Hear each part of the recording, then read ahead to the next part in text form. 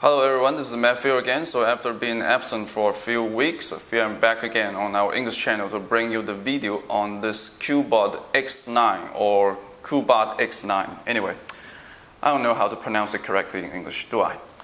So this one is a sample given by our provider, so I don't have enough time to do a comprehensive test on this one. So this video won't be a comprehensive test, but rather a presentation. So let's start with the design. Alright, talking about the design of this one right here, obviously we have yet another Chinese smartphone which is inspired by Apple. So this one is technically a iPhone 6 clone which is running on Android Google. Right here we have a webcam of 5 megapixels plus a screen of 5-inch, the definition being HD I believe. And down here we have the free physical button for Google Android, which is classic. And on the back, well, personally I like this gold paint, but who knows, it might wear off easily. But I'm not here to place any judgment. So we have a camera of 13 megapixels plus a flash and a microphone for video recording. All seems quite cliche, but frankly I found that the workmanship quite well. This is pretty much a correct clone for iPhone 6 running on Android. Plus, our provider is confident enough to ask me to do a bend test on this one. But anyway, I'm not going to try this on this video. Okay, so on this side we have the volume button, the power on-off button, and there are two card slots right here. I believe this one has to be the SIM card, and this one has to be the SD card. Well, let's take a look at this. So for the first card slot, this has to be a micro SIM card slot. So this is confirmed. And secondly, judging from the shape of this one, this has to be a micro SD card slot. So this is a single SIM smartphone, not double SIM. And on the downside, we have the two speakers right here, very iPhone 6 style, and in the middle, the micro USB port.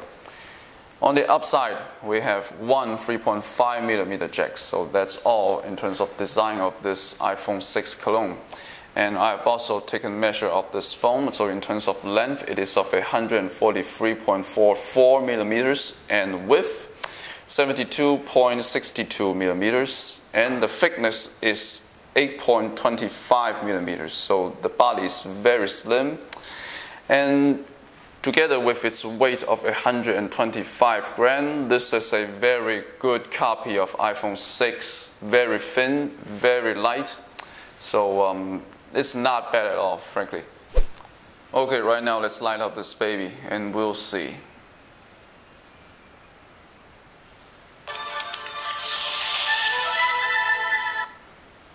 Well, this is quite fast. They didn't even bother to let the startup ammunition to finish. Okay, right here, I'm quite sure that we are on a personalized launcher because the icons and the gadgets are all different, but I'm not sure which launcher is it. We'll get to that later. So first things first, let's check out the IMEI code.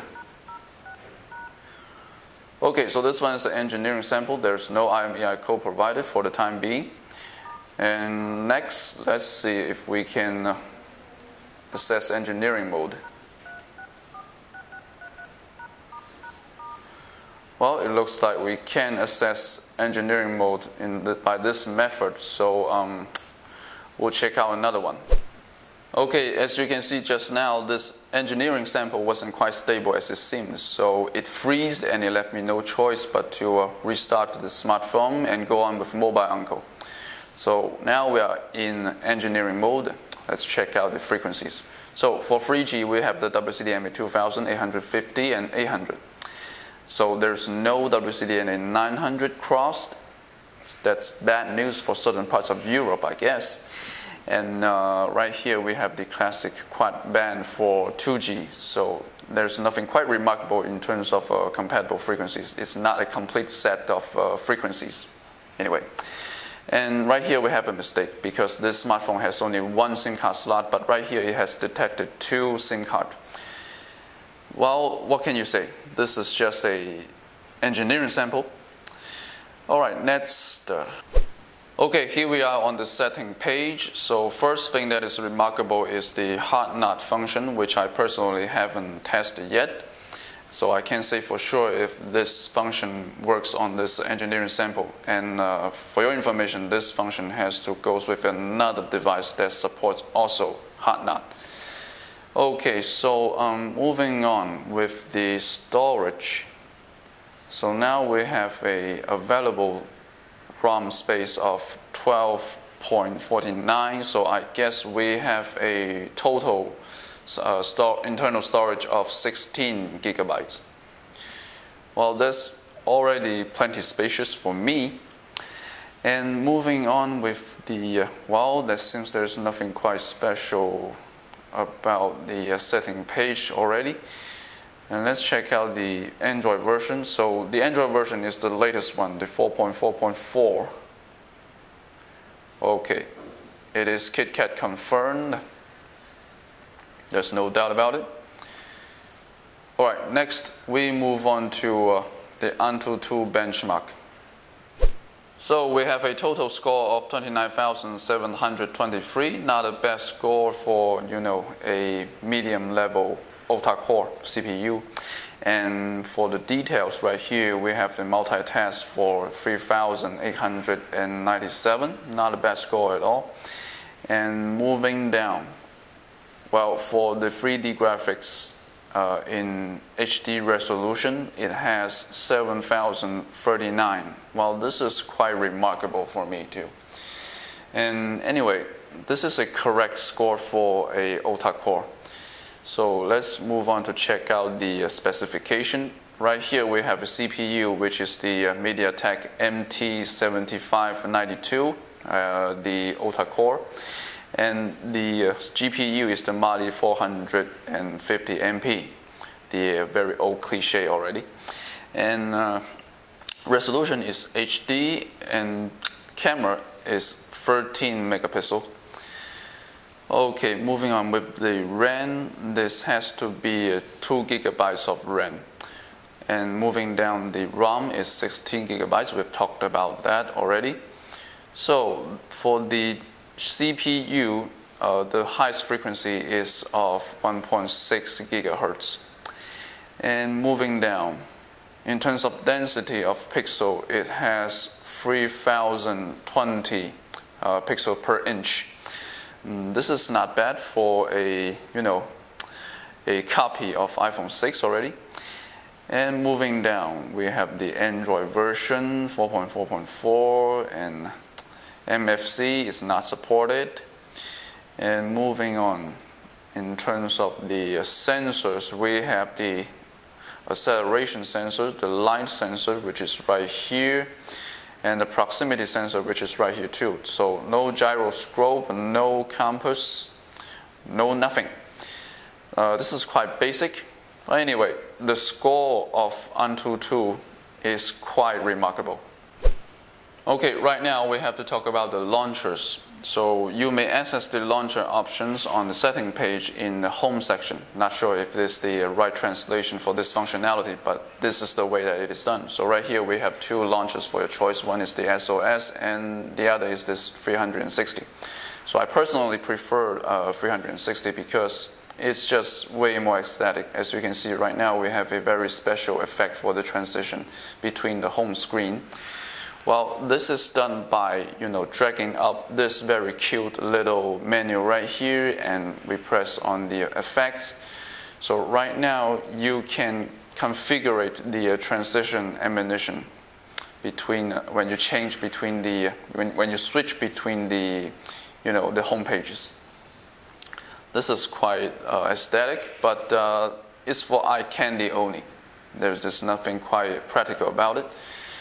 Well, you have a couples of style, all of them pretty cute, but anyway, you may get tired of this sooner or later.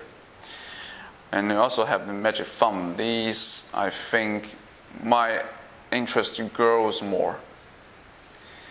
Well, this is quite remarkable in terms of the launcher. And also we might have the add widget right here. well. So you have the quick access for all the widgets and the themes, wallpapers, and the shortcuts for application too. So this is quite aesthetic, but not so originate. And this is what the SOS launcher looks like. So in terms of icon, they do look bigger than the 360, but personally I prefer the icons of the 360 because they are more aesthetic. As you can see right here, these icons on the SOS launcher, they are just way too cold and drag, frankly. It's lifeless. It cannot be compared with the, the icons that were inspired by the MIUI, which is on the 360 launcher. But there's also an upside for this launcher is that, as you can see, as we are switching between the home screen, we have the direct access to certain functionality. So as the camera, for example. So right here, you can control the camera directly on the home screen. You don't have to switch to the camera application.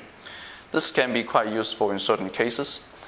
And also for the music player right here, let's check out the speaker.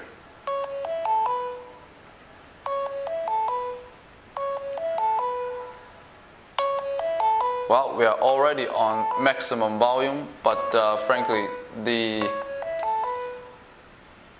output of the speakers seems a little bit weak in comparison to other Chinese smartphones. But anyway, given the very compact size of this iPhone 6 copy, this is already reasonable. It has a very reasonable output in terms of volume. Okay, I personally not quite familiar with this kind of layout because all this time I'm using the classic layout like that of the 360 launcher. So I personally prefer the 360 launcher.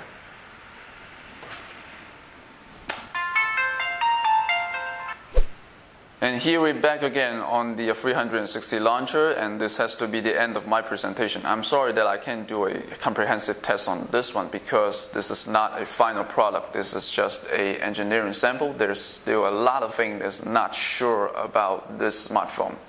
Anyway, the idea is to let you guys know what the final product might look like in the future. So I hope you like the content of this video, and also I've left all the sample photos taken with this smartphone right down in the description below. So see you in the next video.